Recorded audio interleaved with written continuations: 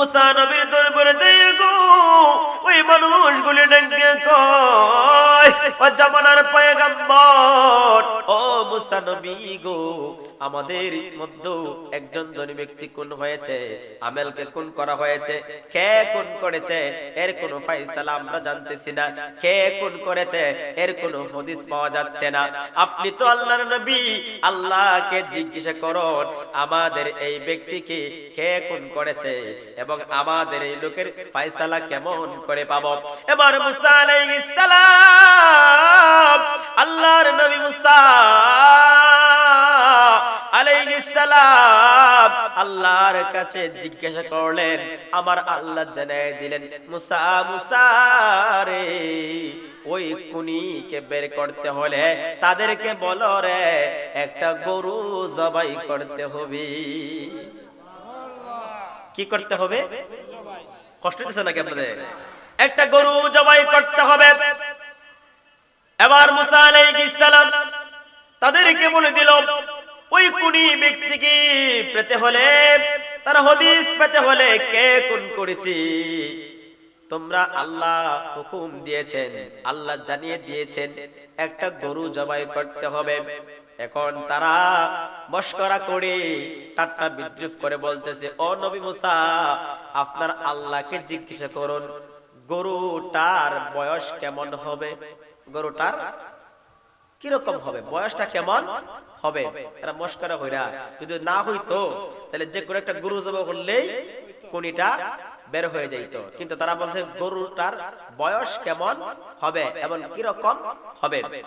আল্লাহর নবী মুসা আলাইহিস সালাম আল্লাহ তাআলাকে জিজ্ঞাসা করলেন, ও আল্লাহ, গরুটা কেমন হবে, কেমন বয়স হবে তার। আমার আল্লাহ জানায় দেয়, মুসা রে মুসা, তাদেরকে জানায় দাও এমন গরু হবে রে যে গরুর বয়সটা হবে মধ্যম বয়স, এমন গরু হবে যে গরুটা দিয়ে কোনোদিন হাল চাষ করানো হয় নাই। আমাদের দেশে গরু দিয়ে হাল চাষ করে কি করে না? হাল চাষ করতে গিয়া গরুর শরীরে স্পট পড়ে, দাগ পড়ে। আমার আল্লাহ জানায় দেয়, মুসা রে মুসা, আমি আল্লাহ তাদেরকে জানায় দিলাম, তাদেরকে বলে দাও এমন গরু হতে হবে রে যে গরুর বয়স বেশিও হবে না, কম হবে না, মধ্যম বয়সের হতে হবে। এবং কি রকম হবে? ওই গরুটা হতে হবে কোনদিন সে চরণভূমি করে নাই, কোনদিন সে কাজ করে নাই, হাল চাষ করে নাই, তাকে দিয়ে কোন রকমের কাজ করানো হয় নাই, ওই রকম গরুটা হতে হবে। এবার মুসা নবী তাদেরকে জানিয়ে দিল, আল্লাহ জানিয়ে দিয়েছেন মধ্যম বয়সের হতে হবে, বেশি বয়সের হলেও হবে না, কম বয়সের হলেও হবে না, মধ্যম বয়সের হতে হবে। এমন হতে হবে যে গরুটা কোনোদিন হাল চাষ করে নাই, কোনো কাজ করে নাই, কোনো কিছু বহন করে নাই, ওই রকম গরু হতে হবে। এবার মুসা নবীর উম্মত ডাক দেয়া কয়, ও নবী মুসা, আল্লাহকে বলো ক্লিয়ার করে বলার জন্য, আল্লাহকে বলো ভালো করে বলার জন্য, গরুর রংটা কেমন হবে গো, গরুর রংটা কেমন হবে। আল্লাহর নবী মুসা আল্লাহকে জিজ্ঞাসা করে, আমার আল্লাহ জানায় দে, মুসা মুসা রে, তাদেরকে জানায় দাও গরুর রংটা হবে একেবারে গাঢ় হলুদ রঙের। চিল্লায়া বলেন সুবহানাল্লাহ।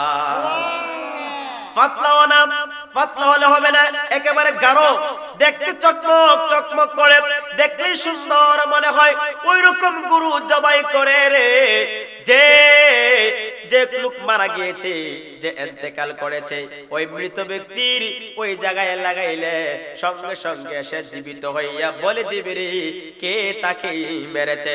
এবার মুসা নবী তাদেরকে জানায় দিল, ওই রকম গরু হতে হবে, দেখতে একেবারে হলুদ রঙের হতে হবে, তার শরীরে কোনো রকমের স্পট থাকা যাবে না, ওই রকম একটা গরু এনে জবাই করে তার লেজ অথবা জিহ্বা দ্বারা ওই কত জায়গায় কোন ব্যক্তি যে মরেছে তার কত জায়গায় লাগাইলে সঙ্গে সঙ্গে সে জীবিত হয়ে যাবে, জীবিত হইয়া সে বলে দিবে কে তাকে মেরেছে। এবার মুসা নবী তাদেরকে জানায় দিল, আর তারা ওই গরুটা খুঁজতে আরম্ভ করে দিল। মুসা নবীর উম্মতেরা এক দেশ থেকে আরেক দেশে যায়, কিন্তু কত গরু দেখে রে। মুসা নবী যে গরুর কথা বলেছেন, যে গাভীর কথা বলেছেন, ওই রকম গাভী তারা কোন এলাকায় খুঁজে পায় বাদশাহ হারুনুর রশিদ, যিনি রাষ্ট্রপ্রধান, যিনি রাষ্ট্রের প্রধান, বাদশাহ হারুনুর রশিদ, যিনি হচ্ছেন একজন বাদশাহ, হাজার হাজার কোটি কোটি টাকার মালিক, যিনি ওনার একটাই মাত্র সন্তান বাদশাহ হারুনুর রশিদের ছেলে, একজন রাষ্ট্রপ্রধানের ছেলে, রাষ্ট্রপ্রধানের ছেলে হইয়া রে ভালো জামা গায়ে লাগায় না, সুন্দর পোশাক পরিধান করে না, বস্তা দিয়া সিলাইয়া, বস্তা দিয়া জামা বানাইয়া, ওই জামা গায়ের মধ্যে লাগাইয়া রাজমহলে, রাজ দরবারে চলাফেরা করে, এক দেশ থেকে আরেক দেশে যায়, এক মহল্লা থেকে আরেক মহল্লায় যায়। রাজ দরবারে, বাদশার দরবারে বাদশার লোকেরা এসে ডাক দেয়া কয়, ও বাদশাহ হারুনুর রশিদ, ওগো বাদশাহ, আপনি হচ্ছেন একজন রাষ্ট্রপ্রধান, আপনি হচ্ছেন এলাকার বাদশাহ, কিন্তু আপনি বাদশাহ হওয়ার পরেও আপনার একটাই মাত্র সন্তান, তার গায়ে ভালো পোশাক পাওয়া যায় না, সে ভালো পোশাক লাগায় না, বস্তা দিয়া জামা বানাইয়া, সিরা বস্তা দিয়া জামা বানাইয়া সে রাষ্ট্রটা ঘুরে আপনার রাজমহলে চলাফেরা করে। এত তো মানুষ আপনাকে মন্দ কথা বলে, আপনার তো মানহানি হয়ে যাচ্ছে, আপনার তো সম্মান চলে যাচ্ছে। এবার বাদশাহ হারুনুর রশিদ রাতের বেলা সন্তানকে নিয়ে কাবার খেতে বসে গেল, কাবার খেতে বসে গেল। ও এমন যুবক যখন কাবার খেতে বসে গেল, বাদশাহ হারুনুর রশিদ ডাক দিয়ে কই, রে বাবা, ও বাবা, তুমি আমার একটাই মাত্র সন্তান, আমার এত বিশাল সম্পত্তি রয়েছে, ভালো ভালো পোশাক রয়েছে, এত সম্পত্তি থাকার পরেও কেন রে বাবা তুমি বস্তা দিয়া জামা বানাইয়া রাজ দরবারে চলাফেরা করো, ভালো পোশাক কেন পরিধান করো না? এতে তো আমার মান চলে যাচ্ছে, আমার সম্মান চলে যাচ্ছে। বাদশার ছেলে কানিতে বসে বসে চোখের পানি ছেড়ে ছেড়ে কাঁদে। দুঃখনি মা ডাক দিয়া কয়, রে বাবা, তোমার বাবা যে কথা বলেছে এর জবাব তুমি দাও না কেন? এইভাবে কেন চোখের পানি ছেড়ে ছেড়ে কাঁদো? যুবক ডাক দিয়ে কয়, বাবা গো, ও বাবা, আমাকে চিনতে হলে, আমাকে বুঝতে হলে, আমার মনের কবর জানতে হলে, বাবা গো, এই রাজ দরবার থেকে আমার মনের কবর জানতে পারবা না। বাবা গো, কিছুক্ষণ সময় যদি হয় এই রাজ দরবার চারিয়া আমার সঙ্গে একটু লোকালয়ে চলেন। এবার বাদশাহ হারুনুর রশিদ সন্তানের মনের কথাটা জানার জন্য, তার অবস্থাটা দেখার জন্য রাজ দরবারে ছেড়ে দিলেন, জঙ্গলে চলে গেলেন। জঙ্গলে যাইয়া বাপ সন্তানের সামনে দাঁড়ালো, সন্তান বাবার সামনে দাঁড়াইয়া একজন আরেকজনের চেহারার দিকে তাকায়া তাকাইয়া কোনো কিছুই বলে না, শুধু একজন আরেকজনের দিকে তাকাইয়া থাকে। এইভাবে অনেকক্ষণ চলে গেল। হঠাৎ বাদশাহ হারুনুর রশিদের ছেলে তাকায়া দেখে, রে ওই যে গাছ রয়েছে, জঙ্গলের মধ্যে গাছপালা রয়েছে, ওই গাছপালার মধ্যে, ওই গাছের ডালের মধ্যে ছোট একটা পাখি এসে বসেছে। একটা পাখি এসে বসে গেল। পাখিটা যখন জঙ্গলের ডালে, ওই গাছের ডালে এসে বসে গেল, বাদশাহ হারুনুর রশিদের ছেলে ডাক দিয়া কয়, পাখি রে, ও পাখি, তোমার মালিক যিনি আমার মালিক তিনি। আল্লাহু আকবার বলেন। ওই বাদশার ছেলে ডাক দেয়া কয়, রে পাখি, তোমার মালিক যিনি আমার মালিক তিনি, তোমাকে খাওয়াই যিনি আমাকে খাওয়াই তিনি, তোমাকে সৃষ্টি করেছেন যিনি আমারও সৃষ্টিকর্তা তিনি। কিন্তু রে পাখি, তোমার আর আমার মধ্যে একটা তফাৎ রয়েছে রে, তোমার ইন্তেকালের পরে তোমার বিচার হবে না, তুমি মরিয়া যাওয়ার পরে তোমার কোনো হিসাব দিতে হবে না, তুমি মরিয়া যাওয়ার পরে আল্লাহর সামনে দাঁড়াইতে হবে না। কিন্তু আমি মানুষ, আমার যখন মৃত্যুটা হয়ে যাবে, আমার ইন্তেকালের পরে আমাকে হিসাব দেওয়ার জন্য দাঁড়াইতে হবে। কথা বলেন ঠিক না বেঠিক? সম্মানিত হাজিরিন, আল্লাহ রাব্বুল আলামিন কোরআনুল কারীমের মধ্যে গরুর নামে, গাভীর নামে একটা সূরা নাযিল করেছেন, যে সূরাটার নাম হচ্ছে সূরাতুল বাকারা। এই যে আমাদের দেশে অনেক গরু আছে না নাই? আপনারা যারা গরু পালেন, এই গরুর নামে সূরা, চমৎকার একটা সূরা। এই সূরার একটা সুন্দর চমৎকার একটা ঘটনা রয়েছে, এই ঘটনা আপনাদের সামনে বর্ণনা করব।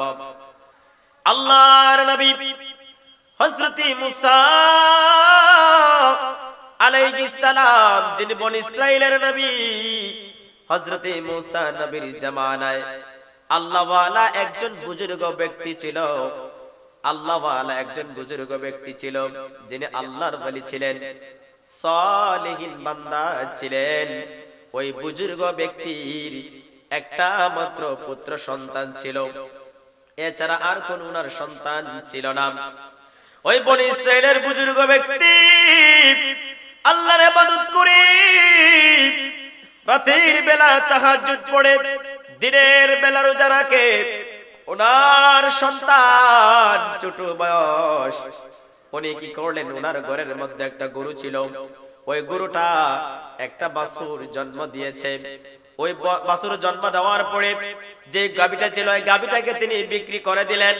এবং যে বাছুরটা ছিল, ওই বাছুরটার রং ছিল হলুদ রং। হলুদ রঙের গাভীটাকে, বাছুরটাকে তিনি জঙ্গলে নিয়ে গেলেন।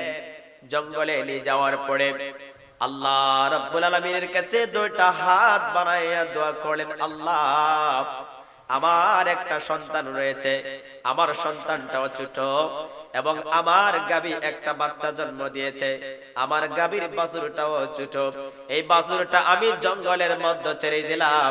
আল্লাহ, আপনার কাছে আমানত হিসেবে দিয়ে গেলাম, আপনার কাছে দিয়ে গেলাম।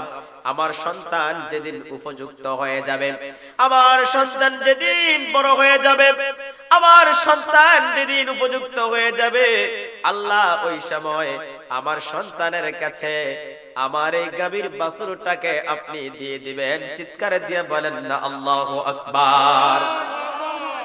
ওই বুজুর্গ ব্যক্তি আল্লাহর কাছে দোয়া করে বাছুরটাকে জঙ্গলে ছেড়ে দিয়েছেন, বাড়িতে চলে আসলেন। কিছুদিন যাওয়ার পরে গো, ওই বনি ইসরাইলের বুজুর্গ ব্যক্তি দুনিয়া থেকে বিদায় নিয়ে চলে গেলেন। আর ওনার এতিম সন্তান আস্তে আস্তে বড় হইতে লাগলেন। যখন সে উপযুক্ত হয়ে গেল, বালক হয়ে গেল, যুবক, সেও বুজুর্গ ব্যক্তির ঘরে নেককার হয়ে গেল।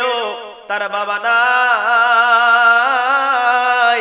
দেখো রে যুবক ভাইরা, তার দুনিয়ার মধ্যে বাবা নাই, মাত্র মা রয়েছে। ওই যুবক রাতটাকে তিনটা ভাগ করে। আজকে আমরা রাত পাই, দিন পাই, আমরা কত কাজ কর্ম করি, কিন্তু ইবাদত করার সুযোগ হয় না, মায়ের খিদমত করার সুযোগ হয় না।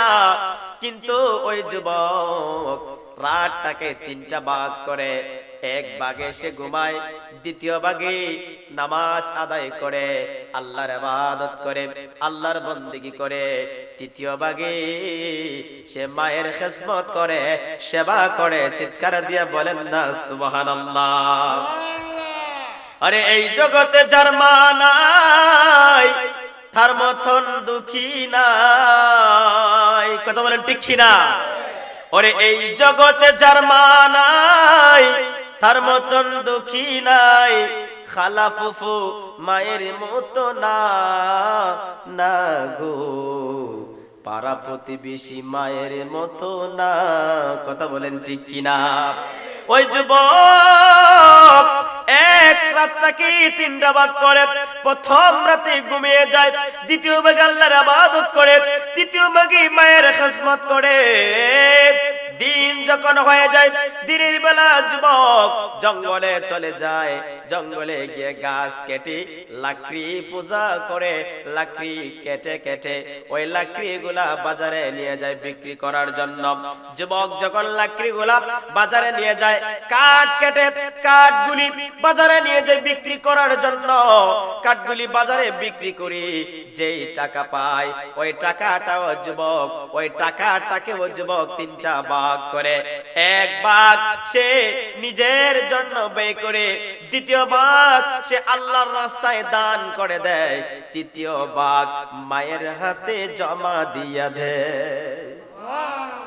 দেখো যুবক, ওই যুবকের কি রকম অবস্থা। যুবক কাঠ কেটে যে টাকা ইনকাম করি, যে টাকা রোজগার করে, এক ভাগ দিয়া সংসার চালায়, দ্বিতীয় ভাগ আল্লাহর রাস্তায় ব্যয় করে দেয়, তৃতীয় ভাগ মায়ের কাছে মায়ের হাতে জমা দিয়ে দেয়। এইভাবে সে আল্লাহর ইবাদত করে, এইভাবে মায়ের খিদমত করে, দিন যায় রাত যায়। আস্তে আস্তে যুবক যখন উপযুক্ত হয়ে গেল, নওজোয়ান হয়ে গেল, একদিন তার মা ডাক দিয়ে কয়, বাবারে, ও বাবা, তোর বাবা নাই, তুই একটাই মাত্র আমার সন্তান, তোর অনেক কষ্ট হয়, এইভাবে কাজ করতে গিয়ে অনেক কষ্ট হচ্ছে, সংসার চালাতে তোমার অনেক কষ্ট হয়। বাবারে, বাবা শোনো শোনো, তুমি যখন ছোট ছিলি, ছোট বয়সে তোমার বাবা তোমার জন্য ওই জঙ্গলের মধ্যে আল্লাহর কাছে আমানত হিসেবে গরুর একটা গাভীর একটা বাছুর রেখে গিয়েছিল, একটা গাভী রেখে গিয়েছিল। যাও রে যাও, ওই গরুটা তুমি নিয়ে আসো, ওই গাভীটা নিয়ে আসো। যুবক একটা ডাক দিয়ে কয়, মা, ও মা, হাসির কথা বললাম, আমার বাবা জঙ্গলের মধ্যে আমার ছোট বয়সে একটা গাভীর বাছুর ছেড়ে দিয়ে এসেছে। ও মা, ওই বাছুরটা কেমন করে পাবো, ওই জঙ্গলে গেলে কেমন করে পাবো, না জানি কোথাও চলে গিয়েছে অথবা মরেও গিয়েছে, দীর্ঘদিন হয়ে গিয়েছে। আমি ছোট ছিলাম, আজকে আমার 17-18 বছর হয়ে গিয়েছে। এই দীর্ঘ বছরের ভিতরে ও মা, ওটা তো জঙ্গলে থাকবে না, কোথায় থেকে কোথাও চলে যাবে। আমি জঙ্গলের মধ্যে গিয়ে কোথাও থেকে খুঁজে আনবো, কোন জায়গায় গিয়ে খুঁজবো। যুবকের মা ডাক দিয়ে কয়, বাবা রে, ও বাবা, না না, তোর বাবা একজন আল্লাহওয়ালা বান্দা ছিল, বুজুর্গ ব্যক্তি ছিল রে, তোর বাবার সেই আমানত বিপলে যেতে পারে না, যারে যা জঙ্গলের মধ্যে গিয়ে খুঁজ কর। এবার যুবক মায়ের কথায় জঙ্গলের মধ্যে চলিয়া গেল। জঙ্গলে যাওয়ার পরে যুবক আল্লাহর দরবারে দোয়া করলো, আল্লাহ, ও আসমানের মালিক, ও জমিনের মালিক, আল্লাহ, আমার বাবা আমার জন্য তোমার কাছে আমানত হিসেবে যে গাভীটা রেখে গিয়েছে, যে গাভীটা রেখে গিয়েছি, ও আল্লাহ, আমার সেই আমানত, আমার সেই সম্পদটা আমার কাছে ফিরায়া দেন। এইভাবে দোয়া করতে না করতে হঠাৎ দেখা যায় জঙ্গলের ভিতর থেকে ওই হলুদ রঙের গাভীটা যুবকের সামনে হাজির হইয়া গেল। যুবক দোয়া করেছে, আমার আল্লাহ ওই জঙ্গলের ভিতর থেকে গাভীটাকে দিয়ে দিলেন। গাভীটা যুবকের সামনে উপস্থিত হয়ে গেল। এবার গাভীও পরীক্ষা করতে লাগলো। গাভী বলতেছে, ও মালিক, তুমি আমার উপরের মধ্যে ওঠো, আমি তোমাকে সোয়ারি বানাইয়া তোমার বাড়িতে নিয়ে যাব। যুবক কিন্তু আল্লাহওয়ালা বান্দা ছিল। যে যুবকের বাবা দীর্ঘ বছর আগে জঙ্গলের মধ্যে আল্লাহর কাছে আমার জন্য এই গাভীটা আমানত হিসেবে রেখে দিয়েছে, এটা যেমন তেমন গাভী হবে না, এটা তো পবিত্র গাভী, এটা তো ভালো গাভী, আমি কখনোই গো ওই গাভীর উপরে উঠতে পারি না। যুবক বলে, না না, আমি তোমার উপরে উঠতে পারবো না, তোমার উপরে উঠলে আমার বেয়াদবি হয়ে যাবে। ওই গাভীর এক দেয়া কয়, যুবক রে, ও যুবক, আমি তোমাকে পরীক্ষা করেছিলাম, আমি তোমাকে পরীক্ষা করলাম, আজকে যদি তুমি আমার কথায় আমার উপরে উঠে যেতে রে, আমি তোমার সঙ্গে যেতাম না, আমি তোমার সঙ্গে যেতাম না, তুমি আমার মালিক, চলো চলো তোমার সঙ্গে আমি তোমার বাড়িতে যাব। এবার যুবক গাভীটাকে নিয়ে বাড়িতে আসলেন।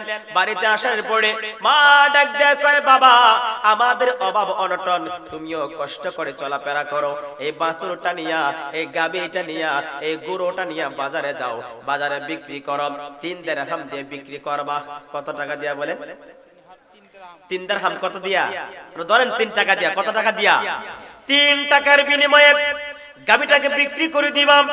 ও বাবা শোনো, তবে একটা কথা আমি তোমাকে জানায়া দেই, বাবারে, কেউ যদি তোমাকে 3 দিরহামের চাইতে বেশি বলে, তাহলে আমি মায়ের অনুমতি ছাড়া বিক্রি করবা। দেখেন যুবক কেমন মায়ের ভক্ত ছিল, মায়ের খিদমত করত, মার কথা কেমন করে মানত।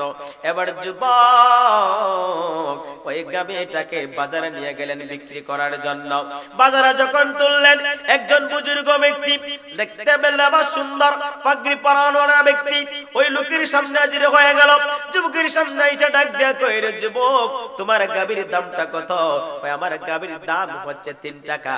ওই লোক বলতেছে, রে যুবক তোমার গাভী তো দেখতে সুন্দর, 3 টাকা নয়, 3 টাকা নয়, আমি তোমাকে 4 টাকা দিয়ে দিব। আর আওয়াজ দেয়া হয় না সুবহানাল্লাহ। ওই লোক বলতেছে, যুবক রে না না, আমি তোমাকে 6 টাকা দিয়ে দিব, 4 টাকা নয় 6 টাকা দিয়ে দিব। যুবক বলে, ওগো হুজুর তোমার লেবাস বড় সুন্দর, আমার মা বলেছে 3 টাকা, কিন্তু মা বলেছে এর চাইতে কেউ যদি বেশি বলে মায়ের অনুমতি নিতে হবে, আমি মায়ের সঙ্গে কথা বলতে হবে, মায়ের সঙ্গে কথা বলে তারপরে আমি তোমার কাছে গাভীটা বিক্রি করে দিব। ওই লোক ডাক দেয় কয়, না না যুবক রে, যুবক তোমার মায়ের সঙ্গে কথা বলা যাবে না, আমি তোমাকে 6 টাকা বলেছি, এই 6 টাকার বিনিময়ে আমার কাছে বিক্রি করে দাও।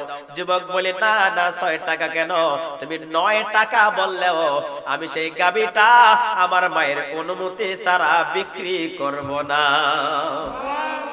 এবার যুবক বাড়ির মধ্যে চলে গেল। বাড়িতে যাইয়া ডাক দিয়ে কয়, মা গো, ও মা, গাভীটা যখন বিক্রি করতে নিয়ে গেলাম, একজন ক্রেতা এই গাভীটার দাম 6 টাকা বলেছে, এখন কি বলবো? মা বলে, বাবা যাও যাও, 6 টাকার বিনিময়ে বিক্রি করে দিও, তার চাইতে যদি বেশি বলি আমি মায়ের কাছ থেকে অনুমতি নিও। এবার যুবক দ্বিতীয় দিন আবার বাজারে চলে গেল। ওই লোক আবার আসলো, বলতেছে, যুবক তোমার গাভীর দাম কত? 6 টাকা। ওই লোক বলতেছে, না না তোমার গাভীর দাম 6 টাকা হতে পারে না, আমি তোমাকে তোমার গাভীর দাম 9 টাকা দিয়ে দিব। মাকে জিজ্ঞাসা করতে হবে, কাকে বলতে হবে? মাকে জিজ্ঞাসা করতে হবে, মাকে বলতে হবে, মায়ের অনুমতি ছাড়া আমি আপনার কাছে বেচতে পারবো না। ওই যুবক আবার বাড়ির মধ্যে চলে গেলেন। মা তখন বুঝতে পারলেন সে দুনিয়ার কোন মানুষ নয়, দুনিয়ার কোন মানুষ নয়, নিশ্চয়ই সে আল্লাহর পাঠানো কোন লোক, আল্লাহর পাঠানো কোন দূত। এবার মা ডাক দিয়ে কই, বাবা রে,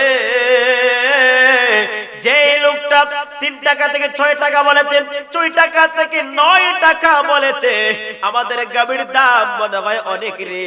ওই লোককে জিজ্ঞাসা করবা, কত টাকা হইলে রে আমাদের এই গাভীটা আমরা বিক্রি করতে পারি? এবার ওই যুবক বাজারে গেল। বাজারে গিয়ে গো ওই লোককে পেয়ে গেল, জিজ্ঞাসা করলো, আমার মা বলেছেন আমরা এই গাভীটা কত টাকার মূল্য হলে বিক্রি করতে পারি? এবার ওই লোক বলতেছে, রে যুবক আমি আল্লাহর পাঠানো একজন ফেরেশতা, এমনিতে বিক্রি করা যাবে না, কারো কাছে বিক্রি করিও না। এই গাভীটা মুসা নবীর এক উম্মত, এক সম্প্রদায় তোমার কাছ থেকে কিনে নিয়ে যাবে, তোমার কাছ থেকে নিতে আসবে, তাদের কাছে বিক্রি করবা। তোমার গরুটাকে, তোমার গাভীটাকে জবাই করে চামড়াগুলি সিলিয়াম বস্তা বানাইয়া তাদের কাছে দাবি করবা, আমার এই গরুর চামড়া সিলিয়াম বস্তা বানাইয়া এর ভিতরে হীরা মুদ্রা, স্বর্ণ মুদ্রা, রূপা দিয়া পরিপূর্ণ করে ভর্তি করে দিলে আমি আমার গাভীটা বিক্রি কইরা দিব। একটা গাবে কত টাকা? কোটি কোটি কোটি কোটি টাকার মালিক যুবক হয়ে যাবে। যুবক আনন্দে খুশি হয়ে গেল, বাড়ির মধ্যে চলে গেল। ওই দিক দিয়ে আরেকটা ঘটনা ঘটে গেল। ওই মুসা নবীর উম্মতির মধ্যে, বনি ইসরাইলের মধ্যে একজন ধনাঢ্য ব্যক্তি ছিল, যার নাম ছিল আমেল। ওই আমেল ছিল প্রচুর সম্পত্তির মালিক, তার কোনো সন্তান সন্ততি ছিল না, কেউ ছিল না। তার সম্পত্তি ভোগ করার জন্য তার আপন চাচাতো 2টা ভাই ওই ধনী আমেলকে মেরে ফেলেছে, খুন করে ফেলেছে। খুন করিয়া মারিয়া অন্য বাড়ির পাশে ফালাইয়া দিছে। এইরকম আমরা দেশে গড়িনি, মাইরা ফালাই দেয় আরেক বাড়ি। 200 বোনের আমি মারছি, 200 বখার এর। ওই মুসা নবীর জামানায় ওই ধনী ব্যক্তিকে তারা আপনি ফেলেছে, হত্যা করে ফেলেছে এবং হত্যা করার পরে তাকে অন্য আরেক বাড়িতে রেখে দিয়েছে। সারা দেশের উইল পড়ে গেল, অমুকে মেরে ফেলেছে, অমুক বাড়ির মানুষে মেরে ফেলেছে। ওই বাড়ির মানুষ বলে আমরা মারি, কি তা হয়? এখন একটা ফাসাদ সৃষ্টি হয়ে গেছে, ঝগড়া লেগে গেছে, এমন পেস লাগছে, এখন আমি মারছি না, অন্যকেও মারছে, এরা কয় তুই মারছিস। ওই কুনি যারা মারছে এরা কয় তোমরাই মারছো। এখন দুইটা দল হয়ে গেছে, এখন তো কেউই কারো কথা মানে না। ওই সময় একদল আর একদলকে বলতেছে এর সমাধান একমাত্র আমরা, যখন কেউ এর সমাধান দিতে পারি না, এর কোনো ফয়সালা দিতে পারি না, এই জামানার নবী হযরতে মূসা আলাইহিস সালামের কাছে চলো। মূসা নবীর কাছে গেলে এর সমাধান পাওয়া যাবে। সকলে একটু দুরূদ শরীফ পড়েন, আল্লাহুম্মা সাল্লি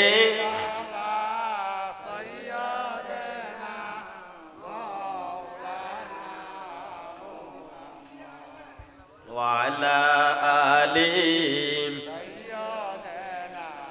মাওলানা মুহাম্মদ। আল্লাহুম্মা সাল্লি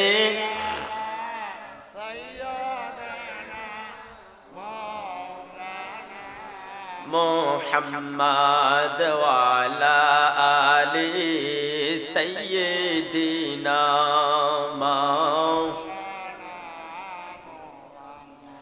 জগতের বন্দনা রে, ও মুরব্বী বাবারা, আমার যুবক ভাইরা, আমার সম্মানিত মা বোনেরা যারা শুনছো গো, অন্তরের কানটা লাগাইয়া শুনো গো।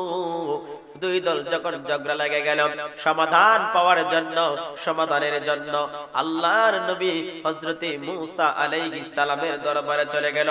মূসা নবীর দরবারে যাই গো, ওই মানুষগুলি ডেকে কয় ও জামানার পয়গম্বর, ও মূসা নবী গো, আমাদের মধ্যে একজন ধনী ব্যক্তি খুন হয়েছে, আমেলকে খুন করা হয়েছে।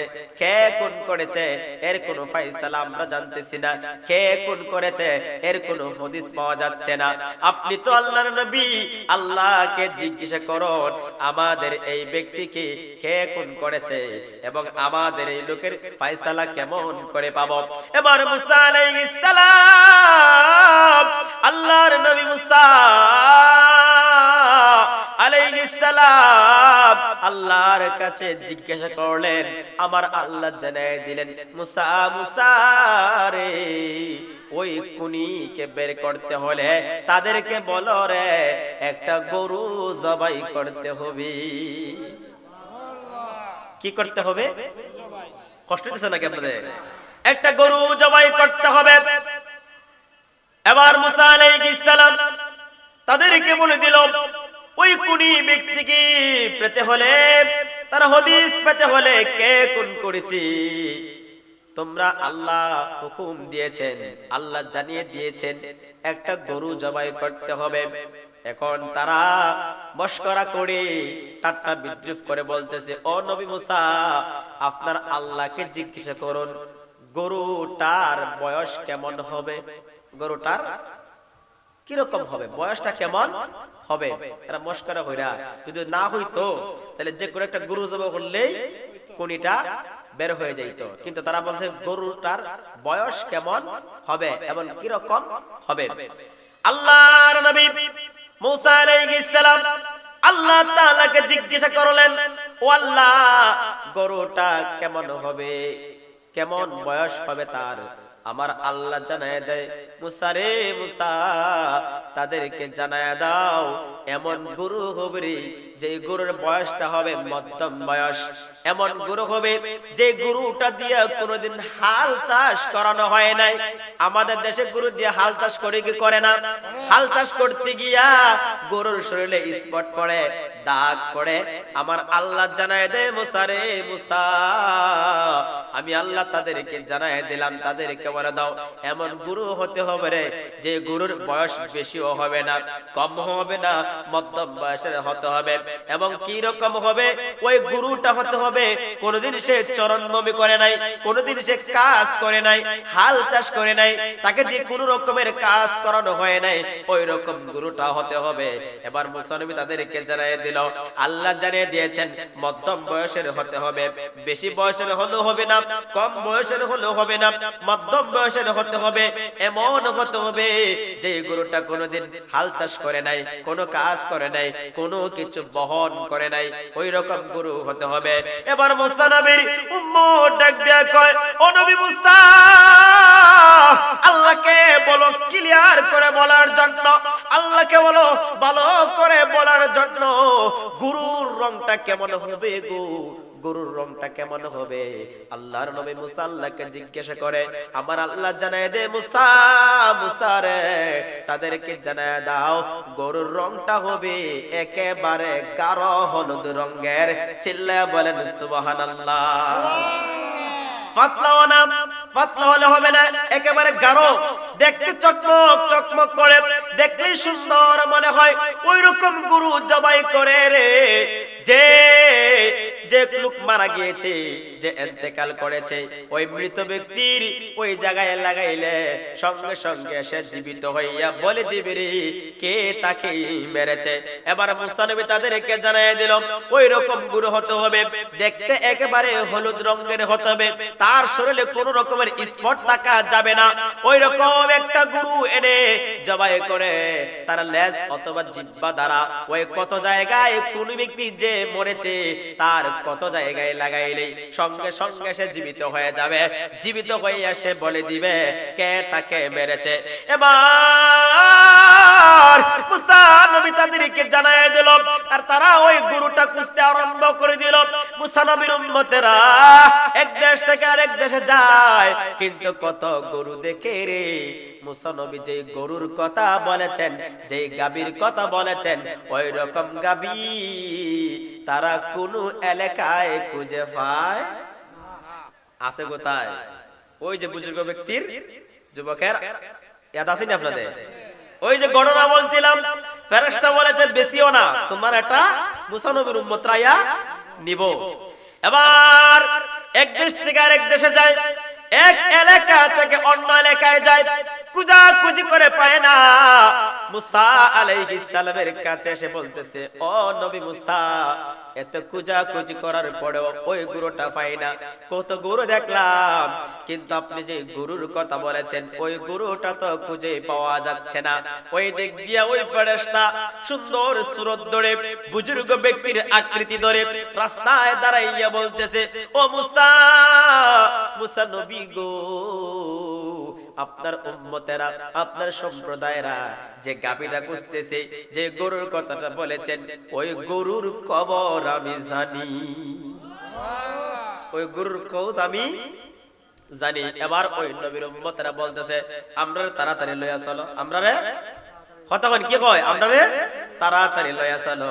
কিন্তু ওই ফেরেশতা বলে মাগনা কাজ হবে, কথা কই, আমি তো খোঁজ দিছি, কিন্তু এমনিতে হবে, আমার শর্ত মানা লাগবে। কি মানা লাগবে? আমার শর্ত মানা লাগবে। ও তোমার শর্তটা কি? ও মুসা নবীর সঙ্গে যাইতে হইব। আল্লাহু আকবার কইন। আর যে কোন করছে, যারা মারছে, এরার ভিতরে ৪৫, কয় না না মুসা নবীর নেওয়া যেত না। মুসা নবীর না গেলে আমিও রাস্তা চিনি, কি দেখো আমিও রাস্তা চিনি, মুসা নবীর নিয়ে যেতে হবে। কিন্তু যারা মানে নাই তারা তো মনে মনে জানে আমরা তো মারি নাই, তারা বলে মুসা নবীকে নিয়েই যেতে হবে, আমরা মুসা নবীকে নিয়ে যাব। কিন্তু যে দুই ভাই মেরেছে তারা বলে মুসা নবীকে নিয়ে যাবে না, গেলেই তো ধরাধরি যাইব, ওই গুরুটা যদি হয়ে যায়, ওই গুরু আনলেই তো সে জীবিত হয়ে যাবে। কিন্তু এক পর্যায়ে বলে তোমরা যদি মুসা নবীকে না নেও তাহলে আমি তোমাদেরকে নিয়ে যেতে পারবো না, ওই ঠিকানাও বলতে পারবো না। শেষ পর্যন্ত আল্লাহর নবী মুসা আলাইহিস সালামকে নিয়ে তারা রওনা দিয়ে দিলেন, ওই বাড়ির মধ্যে চলে গেলেন। বাড়িতে যাওয়ার পরে ওই মানুষেরা জিজ্ঞাসা করে, এই গাভীটা যেইভাবে বলেছিল হুবহুব এইভাবে এই গাভীটার রং রয়েছে, একই রকম দেখা যায়, এই গাভীটার দাম কত রে যুবক?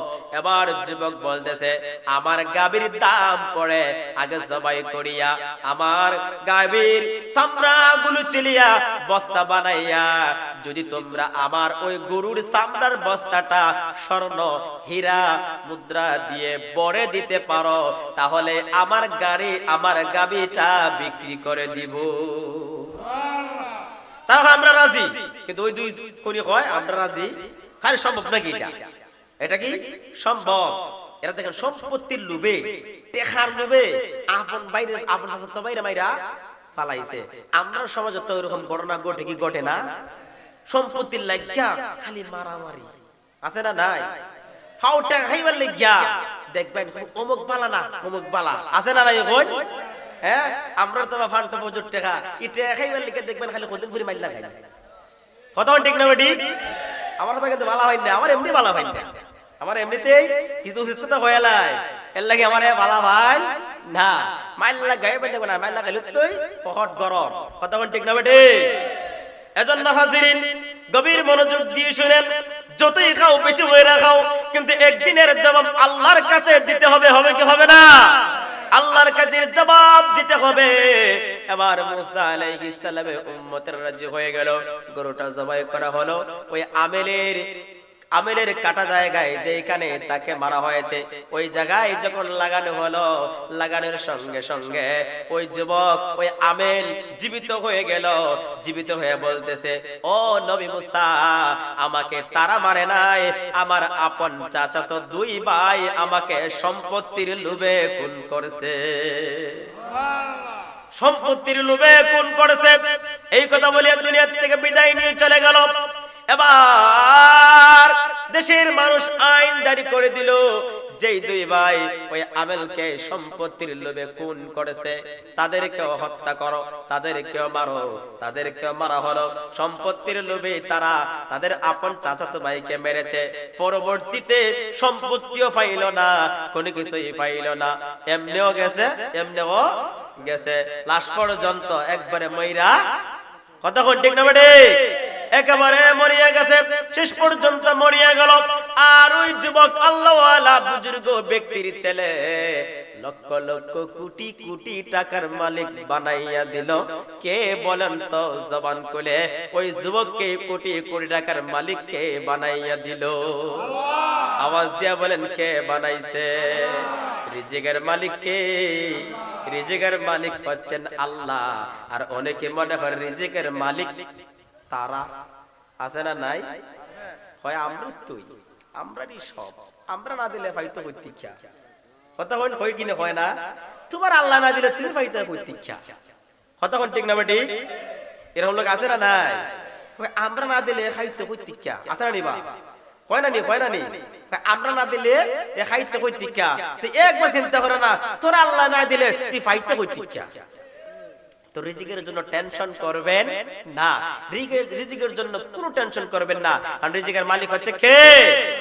রিজিকের মালিক হচ্ছে আল্লাহ। রিজিকের জন্য টেনশন করবেন না, আল্লাহর ইবাদত করবেন, আল্লাহর বন্দি করবেন, আমল করে যাবেন, রিজিকের মধ্যে অপরন্ত বরকত দিয়ে দিব। খে দুরূদ শরীফ পড়েন, আল্লাহুম্মা সাল্লি আলা সাইয়্যিদিনা মাওলানা মুহাম্মদ ওয়া আলা আলি সাইয়্যিদিনা মাওলানা মাদাল্লাহুম্মা সাল্লি মাওলানা মুহাম্মদ ওয়া আলা আলি সাইয়্যিদিনা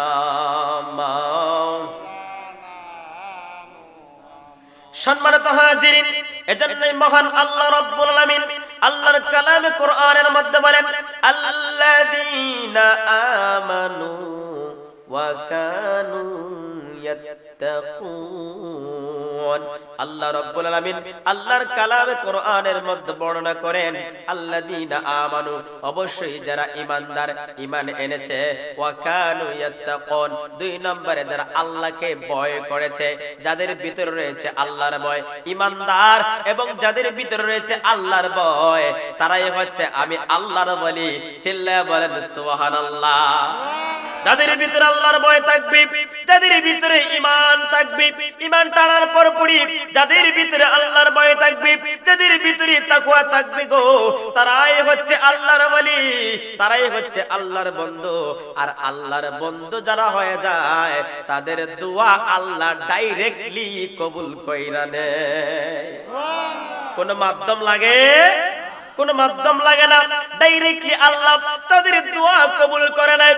আল্লাহর ওলি যারা হাত তুলি দোয়া করতে দেরি, তাদের দোয়া আল্লাহ কবুল করতে দেরি করে। একটা ঘটনা মনোযোগ দিয়ে শুনুন, আল্লাহকে কেমন ভয় করতে হবে। আল্লাহর ওলি হইতে গেলে ওই রকম ভয় থাকতে হবে। বাদশাহ হারুনুর রশিদ, যিনি রাষ্ট্রপ্রধান, যিনি রাষ্ট্রের প্রধান, বাদশাহ হারুনুর রশিদ যিনি হচ্ছেন একজন বাদশাহ, হাজার হাজার কোটি কোটি টাকার মালিক যিনি, ওনার একটাই মাত্র সন্তান বাদশাহ হারুনুর রশিদের ছেলে, একজন রাষ্ট্রপ্রধানের ছেলে। রাষ্ট্রপ্রধানের ছেলে হইয়া রে ভালো জামা গায়ে লাগায় না, সুন্দর পোশাক পরিধান করে না, বস্তা দিয়া সিলাইয়া, বস্তা দিয়া জামা বানাইয়া, ওই জামা গায়ের মধ্যে লাগাইয়া রাজমহলে, রাজ দরবারে চলাফেরা করে। এক দেশ থেকে আরেক দেশে যায়, এক মহল্লা থেকে আরেক মহল্লায় যায়। রাজ দরবারে, বাদশার দরবারে বাদশার লোকেরা এসে ডাক দেয়া কয়, ও বাদশাহ হারুনুর রশিদ, ওগো বাদশাহ, আপনি হচ্ছেন একজন রাষ্ট্রপ্রধান, আপনি হচ্ছেন এলাকার বাদশাহ, কিন্তু আপনি বাদশাহ হওয়ার পরেও আপনার একটাই মাত্র সন্তান, তার গায়ে ভালো পোশাক পাওয়া যায় না, সে ভালো পোশাক লাগায় না, বস্তা দিয়া জামা বানাইয়া, সিরা বস্তা দিয়া জামা বানাইয়া সে রাষ্ট্রটা ঘুরে আপনার রাজমহলে চলাফেরা করে। এতে তো মানুষ আপনাকে মন্দ কথা বলে, আপনার তো মানহানি হয়ে যাচ্ছে, আপনার তো সম্মান চলে যাচ্ছে। এবার বাদশাহ হারুনুর রশিদ রাতের বেলা সন্তানকে নিয়ে খাবার খেতে বসে গেল, খাবার খেতে বসে গেল। ও এমন যুবক যখন খাবার খেতে বসে গেল, বাদশাহ হারুনুর রশিদ ডাক দিয়ে কই, রে বাবা, ও বাবা, তুমি আমার একটাই মাত্র সন্তান, আমার এত বিশাল সম্পত্তি রয়েছে, ভালো ভালো পোশাক রয়েছে, এত সম্পত্তি থাকার পরেও কেন রে বাবা তুমি বস্তা দিয়া জামা বানাইয়া রাজ দরবারে চলাফেরা করো, ভালো পোশাক কেন পরিধান করো না? এতে তো আমার মান চলে যাচ্ছে, আমার সম্মান চলে যাচ্ছে। বাদশার ছেলে কানিতে বসে বসে চোখের পানি ছেড়ে ছেড়ে কান্দে। দুঃখনী মা ডাক দিয়া কয়, রে বাবা, তোমার বাবা যে কথা বলেছে এর জবাব তুমি দাও না কেন? এইভাবে কেন চোখের পানি ছেড়ে ছেড়ে কান্দ? যুবক ডাক দিয়ে কয়, বাবা গো, ও বাবা, আমাকে চিনতে হলে, আমাকে বুঝতে হলে, আমার মনের কবর জানতে হলে বাবা গো, এই রাজ দরবার থেকে আমার মনের কবর জানতে পারবা না বাবা গো। কিছুক্ষণ সময় যদি হয় এই রাজ দরবার চারিয়া আমার সঙ্গে একটু লোকালয়ে চলেন। এবার বাদশাহ হারুনুর রশিদ সন্তানের মনের কথাটা জানার জন্য, তার অবস্থাটা দেখার জন্য রাজ দরবারে ছেড়ে দিলেন, জঙ্গলে চলে গেলেন। জঙ্গলে যাইয়া বাপ সন্তানের সামনে দাঁড়ালো, সন্তান বাবার সামনে দাঁড়াইয়া একজন আরেকজনের চেহারার দিকে তাকায়া তাকাইয়া কোনো কিছুই বলে না, শুধু একজন আরেকজনের দিকে তাকাইয়া থাকে। এইভাবে অনেকক্ষণ চলে গেল। হঠাৎ বাদশাহ হারুনুর রশিদের ছেলে তাকায়া দেখে রে, ওই যে গাছ রয়েছে জঙ্গলের মধ্যে, গাছপালা রয়েছে, ওই গাছপালার মধ্যে, ওই গাছের ডালের মধ্যে ছোট একটা পাখি এসে বসেছে। একটা পাখি এসে বসে গেল। পাখিটা যখন জঙ্গলের ডালে, ওই গাছের ডালে এসে বসে গেল, বাদশাহ হারুনুর রশিদের ছেলে ডাক দিয়া কয়, পাখি রে, ও পাখি, তোমার মালিক যিনি আমার মালিক তিনি। আল্লাহু আকবার বলেন।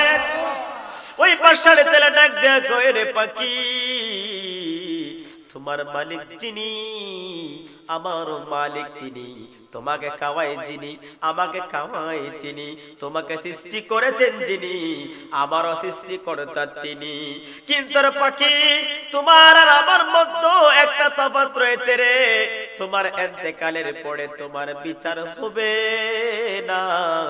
তুমি মরিয়া যাওয়ার পরে তোমার কোনো হিসাব দিতে হবে না। তুমি মরিয়া যাওয়ার পরে আল্লাহর সামনে দাঁড়াইতে হবে না। কিন্তু আমি মানুষ, আমার যখন মৃত্যুটা হয়ে যাবে, আমার ইন্তেকালের পরে আমাকে হিসাব দেওয়ার জন্য দাঁড়াইতে হবে। কথা বলেন ঠিক না বেঠিক?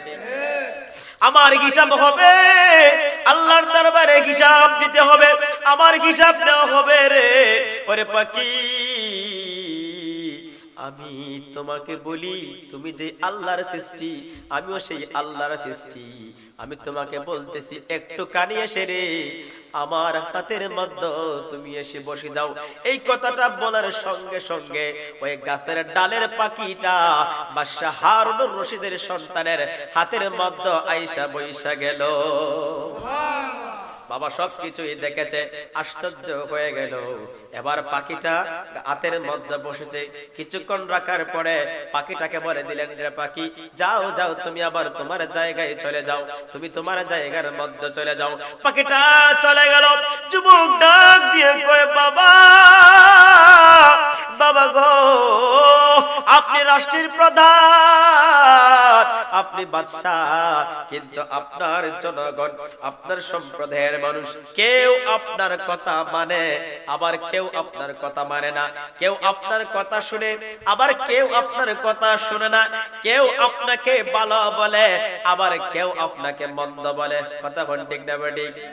সবাই কিন্তু এই জালালিরে ভালো পায় না। কিছু কিছু মানুষ আছে জালালিরে দেখলেই জ্বলে। কথা কোন ঠিক না বেঠিক? সবাই কিন্তু আমার ভালো হয় না। ওই বাদশা হারুনুর রশিদের সন্তান ডাক দিয়ে কয়, ও বাবা, আপনি হচ্ছেন রাষ্ট্রপ্রধান, আপনি রাষ্ট্রের নায়ক। কেউ আপনাকে ভালো পায়, আবার কেউ আপনাকে ভালো পায় না। নারে তাকবীর, নারে রিসালাত। প্রধান অতিথির আগমন, প্রধান অতিথির আগমন। টঙ্গীর ঘাটের পক্ষ থেকে, টঙ্গীর ঘাটের পক্ষ থেকে নারে তাকবীর, নারে রিসালাত। আহলে সুন্নাত ওয়াল জামাত। প্রধান অতিথির আগমন, প্রধান অতিথির আগমন। টঙ্গীর ঘাটের পক্ষ থেকে আমরা সকলে বলি আলহামদুলিল্লাহ। আরেকটা জবান গুলো হয় না, মারহাবা। আজকের মাহফিলের যিনি প্রধান অতিথি, তিনি চলে এসেছেন ইনশাআল্লাহ। উনি যথাসময়ে আমাদের মঞ্চে আগমন করবেন। ওনার সুরলিত কণ্ঠে আমরা আলোচনা শুনব। সকলে দুরূদ শরীফ পড়েন। আল্লাহুম্মা সাল্লি মাওলানা মুহাম্মদ ওয়া আলা আলিহি মাওলানা মুহাম্মদ। আল্লাহুম্মা জোরে সাইয়্যিদিনা মাওলানা মুহাম্মদ ওয়া আলা আলিহি সাইয়্যিদিনা মাওলানা। চিন্তা করে দেখরে মন, রাতের নিশি গভীরে, মরণ কালে কে যাবে তোর সঙ্গে হইয়া কইবরে। আল্লাহুম্মা সাল্লি মাওলানা মুহাম্মদ ওয়া আলা আলিহি মাওলানা এ দুনিয়ায় এমনি তাকবীর আমরা একদিন তাকবো না ধনী তাকো গরিব তাকো আজরাইলে চরবে না আল্লাহুম্মা সাইয়্যিদিনা মাওলানা মুহাম্মদ ওয়া আলা আলি সাইয়্যিদিনা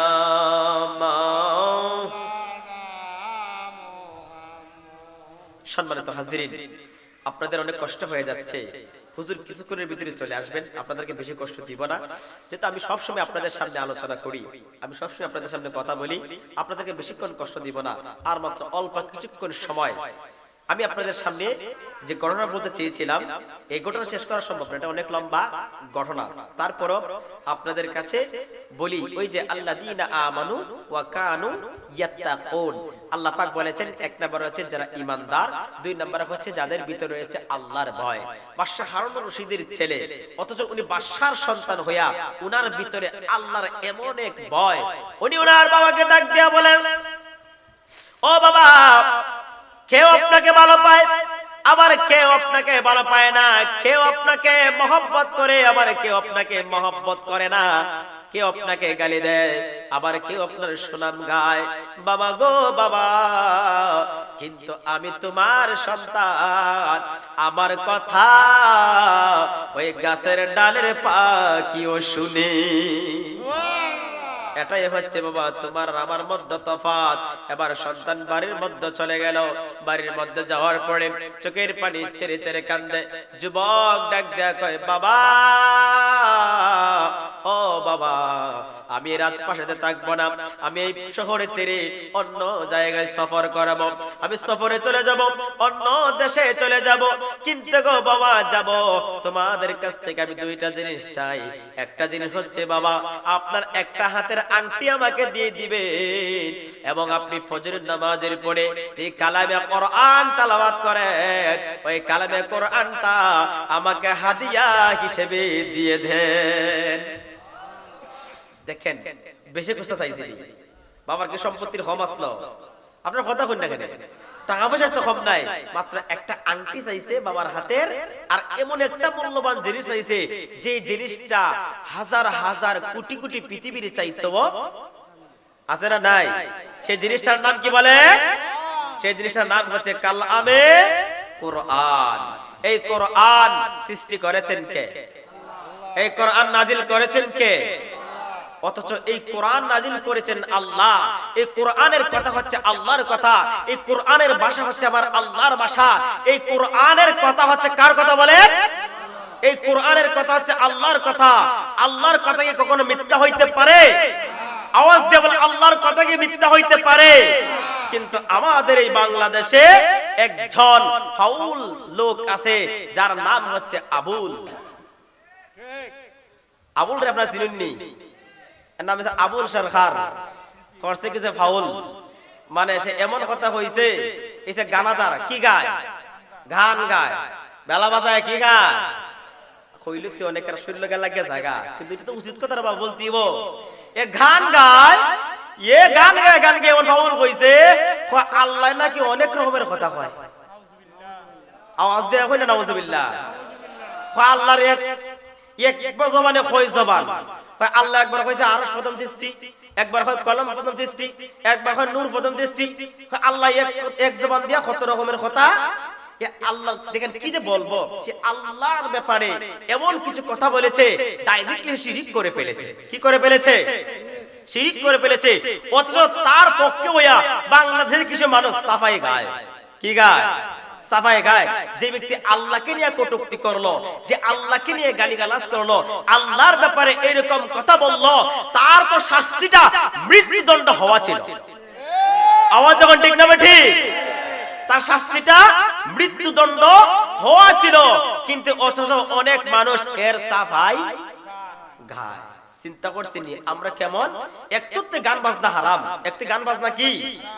কোন মানুষ যদি প্রমাণ করতে পারে গান বাজনা জায়েজ, দুনিয়াতে যে বিচার নাই আপনারা ওই বিচার আমার জন্য করবেন। যদি প্রমাণ করতে পারে যে গান বাজনা জায়েজ আছে, আমি আপনাদের সন্তানে আমি স্টেজে বলে গেলাম কোরআন হাদিস দিয়ে দলিল দিতে হবে যে গান বাজনা জায়েজ।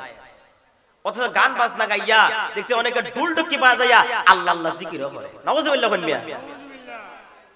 আমরা সমাজটা আমার অন্ধের দিকে চলে গিয়েছে, অন্ধের দিকে টেনশনে আছি। এরকম কথাবার্তা কি মানুষ কইতে পারি? এরা কি আসলে মানুষ? মানুষ হলে তো এরকম কথাবার্তা বলতে পারে? আমি যখন গত কয়েকদিন আগে শিবপাশা প্রোগ্রাম করছি, আপনারা কষ্ট হইতেছে, শিবপাশা একটা মাহফিল করছি, ওইদিকে ওইখানে বিষয়টা ছিল কিয়ামতের ভয়াবহতা সম্পর্কে। তো আলোচনা করেছি, আলোচনা করতে গিয়ে আমি লাইভ ছাড়ছিলাম। লাইভের মধ্যে আমাদের গ্রামের একজন প্রবাসী একটা প্রশ্ন করছে, যে হুজুর আসে একটু রেস্ট নিয়ে হুজুর আসতে চায় আইসা নিয়ে আইসা নিয়ে, ঠিক আছে, যদি আসতে চায় নিয়ে আইসো, তাহলে রেস্টে বসো, সমস্যা নেই। শুনেন আমি কি বলতেছি। উনি একটা প্রশ্ন করছে, প্রশ্নটা আমরা শুনবেন নি। উনি জানতে চাইছে, আমাকে বলছে যে আমাদের গ্রামে যদি ডাইরেক্ট মাহফিল আছে, যে বাবা আপনার কাছ থেকে জানতে চাই যে তাজিম সাজদা জায়েজ আছে কি নাই। তাজিম সাজদা আপনারা চিনেন নি? তাজিম সাজদা বুঝেননি আপনারা? তাজিম সাজদা মানে পীরের পায়ে সাজদা দেওয়া। পীরের পায়ে কি দেওয়া? এই যে হুজুর তো চলে যাবে আমাদের এখান থেকে, তো হুজুর অলরেডি চলে যাবে। এখন সত্য কথা কইলে তার সমস্যা, ওর তো চাকরি নাই, আর সত্য কথা কইলে কি তো। হ্যাঁ দেখেন, তাজিম সাজদা কখনো জায়েজ পীরের পায়ে কেন? নবী করিম সাল্লাল্লাহু আলাইহি সাল্লামের চাইতে পৃথিবীর জমিনে আর কেউ সম্মানী ছিল? আওয়াজ দিয়ে এখন সম্মানী ছিল? নবীর চাইতে এই পৃথিবীতে আর কেউ শ্রেষ্ঠ হইতে পারে? পীর কেন? পীরের বাপ হতো নবীর চাইতে সম্মানিত। কথা কই না কেন লাগিয়া? তো যে নবী করিম সাল্লাল্লাহু আলাইহি সাল্লাম তিনি শ্রেষ্ঠ মানব, একজন শ্রেষ্ঠ রাসূল, শ্রেষ্ঠ নবী, ওই নবীর কদমেই যদি সাহাবায়ে কেরাম সিজদা দিতে পারে নাই, তাহলে তুমি কোন জায়গার টুট্টা মুট্টা বড়া তুমি আয়া সিজদা দাও? ও তাজিমে সিজদা জায়েজ আছে? তাজিমে সিজদা জায়েজ নাই, এটা হচ্ছে শিরক। আমি আপনাদের কাছে প্রশ্ন রেখে গেলাম, যদি কোন মানুষ কোরআন হাদিস দ্বারা প্রমাণ দিতে পারে যে তাজিমে সিজদা জায়েজ আছে, ইনশাআল্লাহ যেদিন থেকে সে দলিল দিবে যে তাজিমে সিজদা জায়েজ, ওই দিন থেকে আমিও তাজিমে সিজদা করব।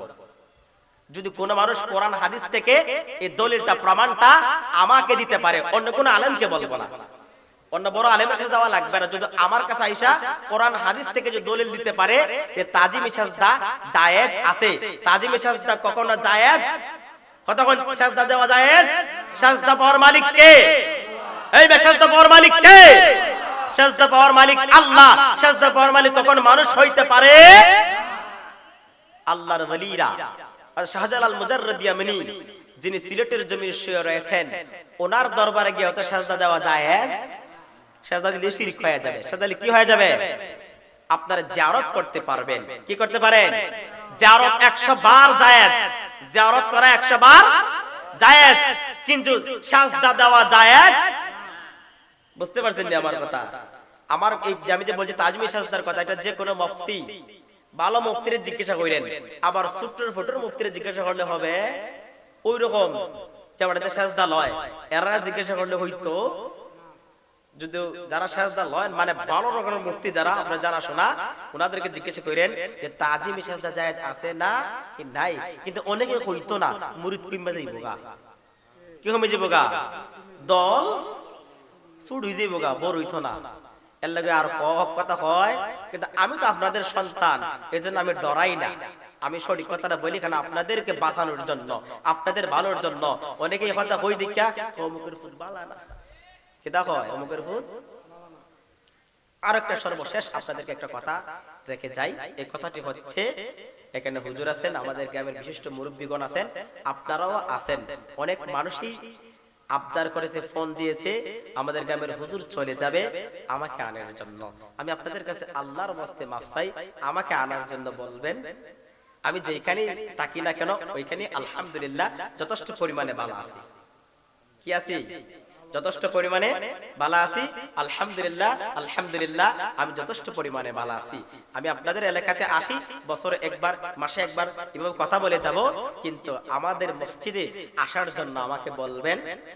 অনেকে বলবো, অনেকে তো আবদার করছে যুবকরা মানে আমি ঘুষ খাওয়াই নিয়েছি, এরকম কথা হয়। এবার যুবকরা পাগল হয়ে গেছে, যুবকরা লাগাই দিছে আওয়াল লাগিয়া। কোন যারা যারা জিজ্ঞেস যারা বলছে তাদেরকে জিজ্ঞেস করে দেখেন তো, আমি তাদেরকে বলছিনি যে আমার লাগে আপনারা হইন হইন, আমি আইটেম চাই। একটু আগে বলছেন রিজিকের মালিক কে? রিজিকের মালিক হচ্ছেন আল্লাহ। বাংলাদেশের অনেক জায়গায় প্রোগ্রাম করি আমি, আপনাদের সামনে কিন্তু অল্প মানুষ মিয়া, আমরা গ্রামের তো মানুষ মনে করেন আইতো সানা মাহফিল গানুলি ঠিক আইলো না, কিন্তু এমনও জায়গা আছে মারো গেলে হাজার হাজার মানুষ হয়, হাজার হাজার মানুষ হয়। ওইখানে কথা বলি, আল্লাহ যথেষ্ট সম্মান দিয়ে যে এলাকায় আছি, আমার হুজুরের গ্রাম, এই যে উনি ওনার গ্রাম ওনার এলাকায় আছি, আপনার বিশেষ না করলে একবার যাবেন, গিয়ে দেখবেন আমার এলাকার চাইতো ওই এলাকায় আপনাদের এই সন্তানের হাজার গুণ সম্মান আছে, হাজার গুণ সম্মান আছে। ওই এলাকায় একটা মাদ্রাসা আছে, মাদ্রাসার দায়িত্বে আছি, মসজিদের দায়িত্বে আছি। এই যে দেখেন আইছিলাম গতকালকে শিকারপুর প্রোগ্রামে, আজকে আমাদের গ্রামে, কালকে যাবো ওই এলাকায়, আবার প্রোগ্রামে আবার চলে আসবো, কিন্তু তারা কোনো কিছু আমাকে বলে হুজুর যাই না, প্রোগ্রাম করুন, আমরারই সুনাম কিতা হয়, আমরারই, আমরার মসজিদের ইমাম সাহেব ওয়াজ করব, মাহফিল করব বিভিন্ন জায়গায়, এটাতে আমরারই, কিন্তু আমরা সুনাম হয় না, আমরারই সুনামটা লাগে, আছে না নিবা? দোয়া করুন ইনশাআল্লাহ, আমার জন্য কষ্ট হয়ে থাকলে আল্লাহর কাছে মাফ করে দিবেন। আমি কিন্তু আপনাদের কোনো কষ্ট দেওয়ার জন্য বলি না বাবা, আপনাদেরকে সঠিক পথ, ইহদিনাস সিরাতাল মুস্তাকিম, সোজা রাস্তাটাকে আপনাদেরকে দেখানোর জন্যই আমি এই কথাগুলি বলি। কিন্তু মসজিদে 15,000 টাকা দিয়া 10,000 টাকা ইমাম রাখতে পারবেন, কিন্তু এই কথাগুলি সে বলবে, কারণ বললে তো চাকরি দেব গা, এই কথাগুলি সে বলবে, সঠিক কথাগুলি বলবে না। কোরআন হাদিসে আছে, কিন্তু হক কথাটা, সঠিক কথাটা সে বলতে চাইবে, কারণ স্বাভাবিক, আমিও তো একটা মসজিদের ইমাম, অনেক কথা আছে যে বলা যায় না, বললেই তো আমারে হয়ে গেছে, হেই ইমামরা বিদায় হয়। কিন্তু আলহামদুলিল্লাহ আপনাদের দোয়ার বরকতে আমি যে এলাকায় আছি ওই এলাকায় কোরআন হাদিস অনুযায়ী তাফসীর করি। আপনারা আমার জুমার ভিডিও হয়তো অনেকেই দেখেন, যারা আমার ফেসবুক ফ্রেন্ড আছেন, আমার ইউটিউব চ্যানেল, আমার মুস্তাক আহমেদ জানের একটা চ্যানেল আছে, ওই চ্যানেলে যারা সাবস্ক্রাইব করেছেন, প্রত্যেক জুমার ভিডিও আপনারা পান। জুমাতে যে ভিডিও গোলা করি, যে বয়ান গোলা করি, কোরআন হাদিস থেকে বয়ান গোলা করি, কোরআন হাদিস ছাড়া কথা বলি না। তাফসীর জুমাতে তাফসীর করা হয়, তাফসীর করার কারণে আলহামদুলিল্লাহ ওই এলাকাতে অনেক উন্নত হয়ে গিয়েছে, মানুষ আলহামদুলিল্লাহ যথেষ্ট সচেতন আছে, অনেক মহব্বত করে, অনেক ভালোবাসে।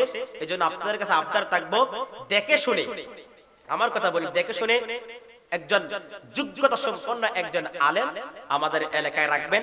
আমিও নিজেও 100% মত, ভালো একজন হুজুর রাখুন, ভালো একজন হুজুর রাখেন, রাখলে কি হবে, আমাদের সমাজটা উন্নত হবে। আমাদের সমাজ কি হবে, দেখেন হুজুর চলে যাবে, অনেক কষ্ট হচ্ছে, দীর্ঘদিন ধরে হুজুর আমাদের দেশে আছেন, দীর্ঘদিন ধরে আমাদের দেশে আছেন, হয়তো হুজুরের সমস্যার কারণে উনি যেতেই হচ্ছে। উনি গেলে তো অবশ্যই ইমাম একজন রাখতে হবে, নাকি খালি থাকে মসজিদ মনে করুন, খালি থাকতো না, একজন না একজন অবশ্যই আসবে। তা আমি আপনাদের কাছে এটাই আবদার করব, একজন যোগ্যতা সম্পন্ন, আমার কোনো যোগ্যতা নাই, আমি আমার কথা বলি না, একজন যোগ্যতা সম্পন্ন ইমাম সাহেব রাখেন। আমাদের তো আলহামদুলিল্লাহ টাকার কোনো শেষ নাই, টাকা কি কম আছে নিবিয়া, 20,000 টাকা করে যদি একজন ইমামরে দেই, এরপর আমরা যে বছরে যে টাকা হয় একজন ইমামের জন্য পুস্তাই না, ইমামের জন্য 20,000 টাকা দিলে কত হয়, বছরে 2.5 লাখ টাকা হয়, এক বছর 6 লাখ 2 লাখ 40,000 টাকা হয়, তা আমরা বছরে দিব না 10-15 লাখ টাকা আয় হয়, নাকি কম হয়, কম হয় না নাকি হয় না মুরব্বি? তাইলে তো একটা ইমাম সাহেব 20,000 টাকা দিতে, আরে 10,000 টাকাই তো বেশি, মনে করি 10,000 টাকাই বেশি, কিন্তু না, ভালো টাকা দিয়ে একটা ভালো ইমাম রাখবেন, যথেষ্ট পরিমাণে সুন্দর সুন্দর নসিহতপূর্ণ আলোচনা শুনতে পারবেন। আল্লাহ পাক যেন আমাদের সকলকে সঠিক বুঝার আমল করার তৌফিক দান করেন। সকলেই বলেন আল্লাহুম্মা আমিন।